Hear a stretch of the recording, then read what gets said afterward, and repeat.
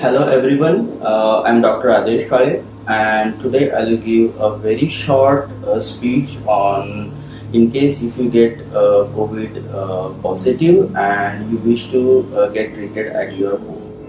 Yes, definitely, not all cases of the COVID positive need to get admitted in a hospital, and around 80% of the cases can be treated at home and doesn't require any medical assistance.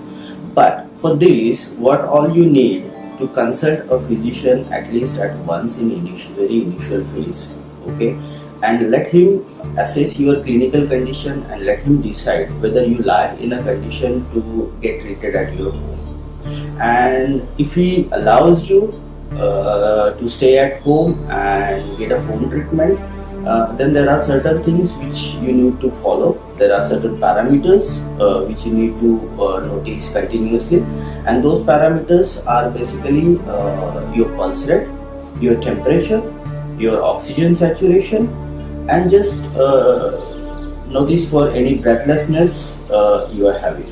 If your oxygen saturation is more than 95%, if your temperature is not very high, your pulse is below 100 and you don't have any breathlessness, then I don't feel that anyone would need to get admitted in a hospital. But yes, daily updates with the physician, daily talk with the physician, and giving him inputs about your daily conditions will definitely help to go through this situation. Thank you so much. Hello, I'm Dr. Sapna Kotwalewala. So, in this time of COVID-19, if you develop symptoms of fever, flu-like symptoms, throat pain, body ache, then what should you do? Should you panic? Not at all. Do not panic. Just stay at home, take rest. Monitor your temperature every day, thrice a day for 5 days. Take paracetamol, do betadine gargles, and keep yourself well hydrated. Take good rest. After that, after the 5th day, when you think that the temperature is still there, then you can get a COVID test done. In the meanwhile, keep monitoring your pulse oximeter readings by 95 to 100 being the normal levels. If the readings are below 95, then you must see a doctor. Sanitization during COVID. Remember these 5 essential points. First, wash your hands for a minimum of 20 seconds. Whenever you're washing, remember that you cover all the surfaces of your hands, including nails, and reach up to at least 3 to 4 inches above your wrist. Second, choose a sanitizer, particularly which has more than 60% of alcohol. That is essential for killing the coronavirus. Third, for household floor cleaning, ensure that you use a particularly EPA registered disinfectant.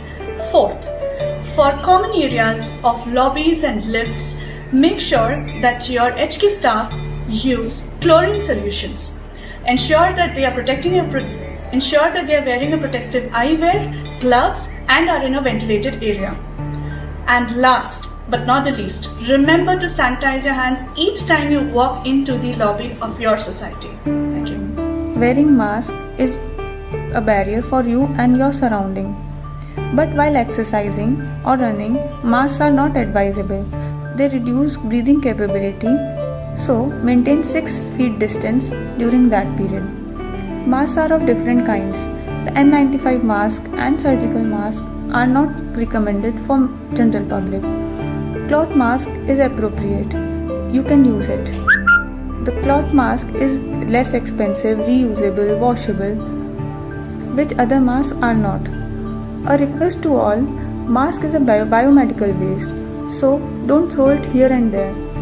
Put it in biomedical waste. They can cause environmental hazards. Thank you. Jai. In this situation, it's very important to boost immunity. If you see the 3 pillars of immunity are Ahar, Vihar and Vichar. Diet, exercise and thoughts. Diet should be easily digestible food. Easily digestible food increases our immunity. And undigestible food reduces our immunity. It is recommended one should have fresh, good quality of food at same time every day. And in exercise, light and moderate kind of exercise should be recommended. Avoid high intensity strenuous exercise that lower our immunity. For certain duration, certain period of time. Yoga, walking and light weight training is recommended. Thoughts play a major role in boosting immunity. When we are in stress, in negative mindset, our immunity lower down. Practicing mindful breathing, pranayama meditation every day helps developing positive outlook, positive mindset, hence boosting our immunity. Be healthy, be safe. It is absolutely normal to experience stress, but chronic stress can decrease your immunity. Poor mental health leads to poor physical health. So now what to do? Connect yourself with your family and friends, but disconnect with the fake news or extra information. Build a daily routine and stick to it. Develop a hobby. Take this time as an opportunity to come closer to your family. And last, if needed, seek help to stay well. We all are. Hi, I'm Dr. Sudhamini. I'm a physiotherapist, and today I'm going to discuss some roles of physiotherapy in the management and treatment of the COVID patients. So, since the time is short, I'll quickly brief out the points. Mainly the acute and milder cases of COVID, these can be treated at home. But the real challenge are the ones with comorbidity and old age, right? As they suffer from the complications like viral pneumonia, and later that can sometimes lead to the acute respiratory failures. And so what are the roles of the physiotherapy in the treatment and management of COVID? I would like to discuss it in points. So firstly is the mobilization and exercises. This mobility exercise, these mobility exercises and specific exercises that are given to patients are of mild to moderate intensity, in order to maintain the general health of the patient, specifically the aerobic health of the patients.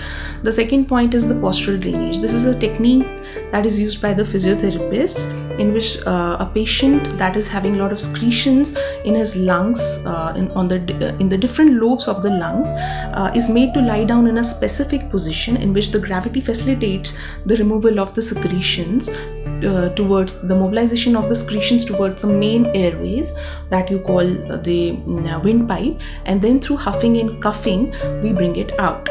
And through certain mobilization percussions and every technique that we use helps in getting out these secretions so that the patient breathes easily without any effort. And the next point that I would like to discuss is relaxed deep breathing, that you all must be knowing. In a very relaxed way, you inhale and then you hold for some time and then you exhale. This exercise is not to be done forcefully. It is a relaxed deep breathing exercises. The method should be correct, rest you all know. The fourth is the awake prone position. I would like to show the image to you first. This is the image of the awake prone position. So this position, this is lying facing chest down. It helps in avoiding future intubation and it increases the oxygenation level of the blood. This position, it decreases pressure on lungs. Also the secretion clearances are facilitated through this position. Also it increases recovery chances in COVID patient, and also the breathing function is increased. Initially you can do this, you can attain this position for around half an hour to 2 hours, 30 minutes to 2 hours, but later as you become comfortable with this position you can progress to 8 hours a day. Now the contraindications and certain precautions to this exercise, to this position is that if you have taken any meal, especially the heavy meal, then don't do this immediately after taking meal, any kind of meal, this position, just avoid attaining this position. And the next is just stop and get back, return back to your original and comfortable position if you feel any breathlessness or you experience any chest pain, or if there is any kind of discomfort, just switch back to your original comfortable position. And the last but not the least,